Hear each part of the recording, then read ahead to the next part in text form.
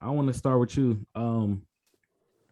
I was talking to Price earlier, and I was like, man, like how with streaming and with you could just pick up your phone and you can listen to anything.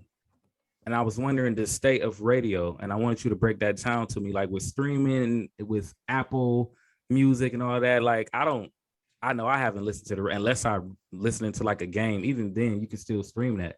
But I want to know, like, not only how did the pandemic affect you guys, if it did, but how does like with streaming service and the way you download things like that, how does that affect like the way people listen to the radio and like affect ratings or anything, if it does affect it? So for us, and Suave can hop in on this too as well, we laugh at it. We started about 6 years ago. And the first thing we did when we were not on terrestrial when we first jumped out. We were on an online radio show.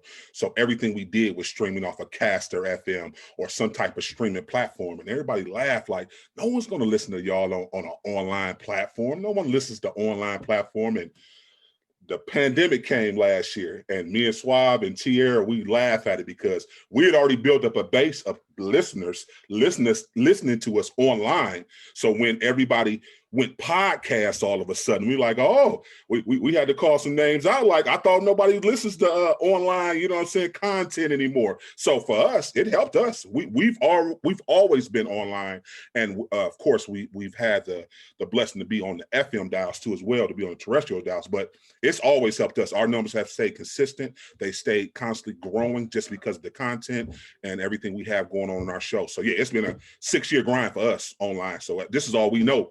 Real talk. Yeah. And then it ties into basically my background in radio. I knew what streaming at the time was picking up. I worked for one of the biggest stations here in Cleveland, 107.9. And at the time, we were just starting to develop our app.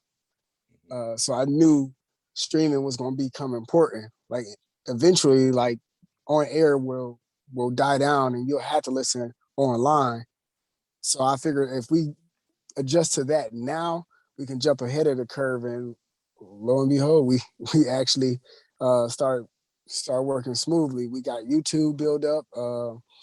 We was on not only on other streaming apps, but we actually had other stations grow because of our background. So the original station we start off with was actually dark and distant until we got on it.